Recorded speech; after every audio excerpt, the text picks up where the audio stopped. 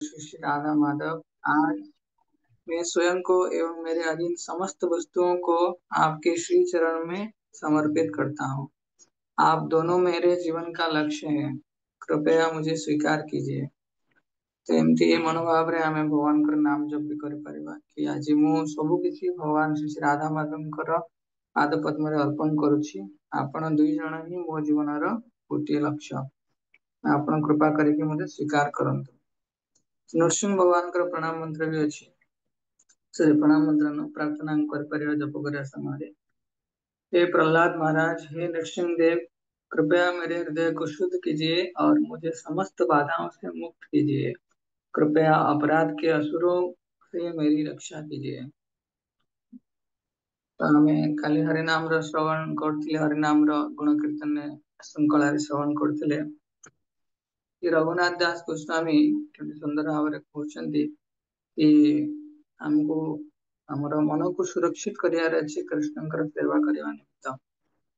तो आज टिके डिफिकल्ट जो माने हमें भक्ति मार्ग रे आगु को आसिलेनी, तो भक्ति मार्ग रे पूर्व जन्मर संचित भक्ति स्वीकृति अनुसार यही जन्म रे हमको भक्ति मार्ग को हमें आसंती किंतु प्रयास किसी समय करंती अति परिचय अवज्ञा अर्थात किसी समय भक्ति कला परे हमर टेस्ट पड़ाए।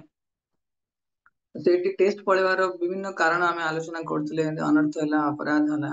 तो या भितर विशेष करके रघुनाथ दास गोस्वामी कहते मन शिक्षा रे एटा अछि।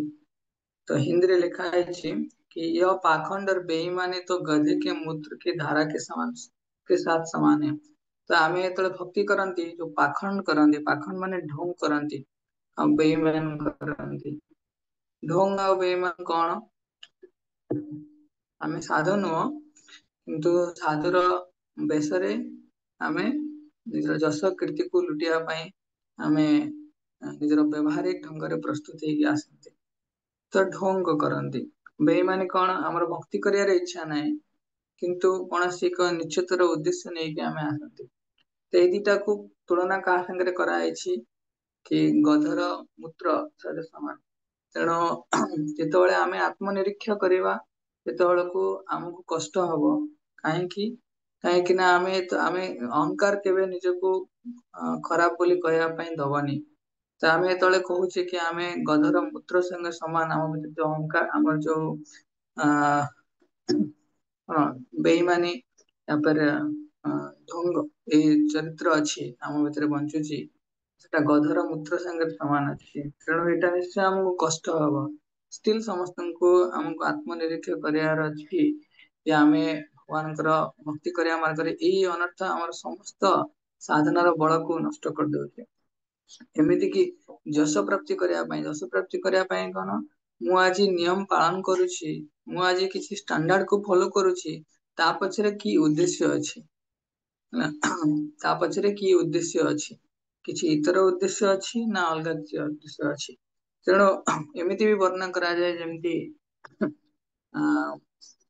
जंगली घास, घास कौन करे? एमति हम गोटे धान बिल अछि, तो धान संगे आ गोटे कौन उठे? गोटे धान नुह, घास अलग जंगली घास टाइप रो उठे, हम बालुंगा, बालुंगा उठे।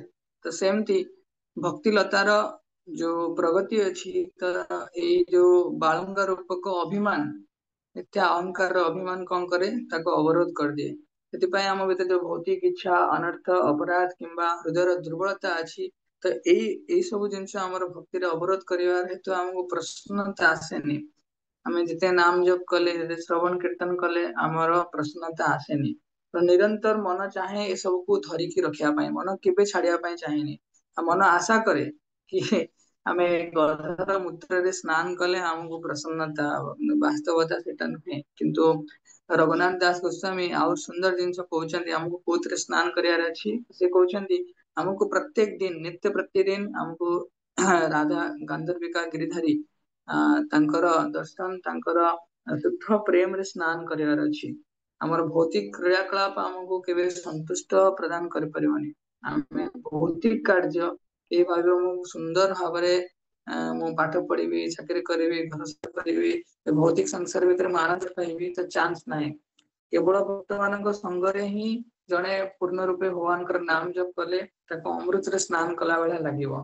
ତେଣୁ ସେଥିରେ ତାର ସନ୍ତୁଷ୍ଟି ଅଛି। ପ୍ରଭୁପାଦ ସୁନ୍ଦର ଭାବରେ କହନ୍ତି ନାମ ଜପ କରିବା ସମୟରେ ଆମକୁ କଣ କରିବାର ଅଛି, ମନକୁ ଉପେକ୍ଷା କରିବାର ଅଛି। ତାକୁ ଜପ କରିବା, ଶ୍ରବଣ କରିବା, ଆଉ ହରିନାମ ର ସେବା କରିବା, ଏଥିରେ ଏନଗେଜ କରିବାର ହରେ ଅଛି। କୃଷ୍ଣ ଗୁରୁଜୀ ଶୁଭୁନି, ଭଏସ ଆସୁନି। ଆଚ୍ଛା, ଏବେ ଆସିଲା?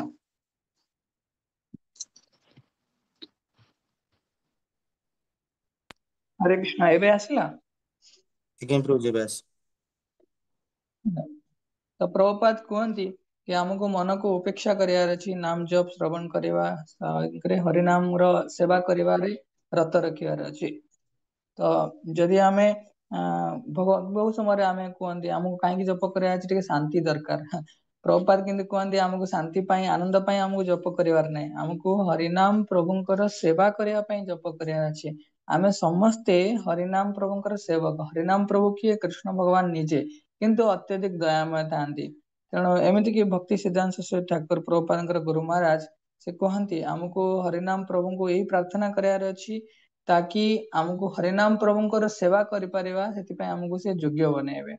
ହରେ କୃଷ୍ଣ ମହାମନ୍ତ୍ର ଶବ୍ଦର ଅର୍ଥ କଣ? ଶ୍ରୀମତୀ ରାଧାରାଣୀ, ହେ ଶ୍ରୀକୃଷ୍ଣ ଆପଣ ଆମକୁ ଆପଣଙ୍କ ସେବାରେ ନିୟୋଜିତ କରାନ୍ତୁ। ସେବାର ଉପହାର ଆମେ ଭଗବାନଙ୍କଠୁ ମାଗୁଛେ। ତେଣୁ ଆସନ୍ତୁ ଆମେ ସମସ୍ତେ ପ୍ରଭୁପାଦଙ୍କ ଚରଣ କମଳରେ, ସାଧୁ ବୈଷ୍ଣବ ମାନଙ୍କ ଚରଣ କମଳରେ ଏତିକି କୃପା ଭିକ୍ଷା କରିବା କି ଆମର ହରିନାମ ପ୍ରତି ରୁଚି ଆସୁ, କି ଆମେ ଭଗବାନଙ୍କର ନାମକୁ ତଲ୍ଲୀନ ଜପ କରିପାରନ୍ତି। ଏକ ମହତ ଉଦ୍ଦେଶ୍ୟ ଯାହା କୃଷ୍ଣ ପ୍ରେମ ବୋଲି ଆମେ ଜାଣନ୍ତି, ତାକୁ ପ୍ରାପ୍ତି କରିବା ପାଇଁ। ଠିକ ଅଛି, ହରେ କୃଷ୍ଣ। ଶ୍ରୀ ଶ୍ରୀ ହରିନାମ ପ୍ରଭୁ କି ଜୟ। ଆମେ ବୈଷ୍ଣବ ପ୍ରଣାମ ମନ୍ତ୍ର କରିବା, ତାପରେ ନାମ ଜପ କରିବା। ବୈଷ୍ଣବ ମାନେ ବାଞ୍ଚା କଳ୍ପତରୁ ସଦୃଶ, କ୍ଷମାଶୀଳ, ଦୟାର ସାଗର ଏବଂ ପତିତ ଜୀବଙ୍କର ଉଦ୍ଧାରକାରୀ। ଦୈନନ୍ଦିନ ଜୀବନରେ ଜ୍ଞାତ ବା ଅଜ୍ଞାତସାରରେ ଯଦି କୌଣସି ସାଧୁ ଗୁରୁ ବୈଷ୍ଣବଙ୍କ ନିକଟରେ ଅପରାଧ ହୋଇଥାଏ, ତାହେଲେ ପ୍ରାତଃ ମୁହୂର୍ତ୍ତରେ ସେମାନଙ୍କ ଚରଣ କମଳରେ କ୍ଷମା ପ୍ରାର୍ଥନା ମାଗି ନେବା ଉଚିତ। वंशाकल्पतरुर्भ्यश्च कृपा सिन्धुभ्येव च पतितानं पावनेभ्यो वैष्णवेभ्यो नमो नमः। अनंत कोटि वैष्णव भक्त वृंद की जय। नामाचार्य श्री हरिदास ठाकुर की जय। वैष्णव ठाकुर श्रील प्रभुपाद की जय। हरे कृष्णा।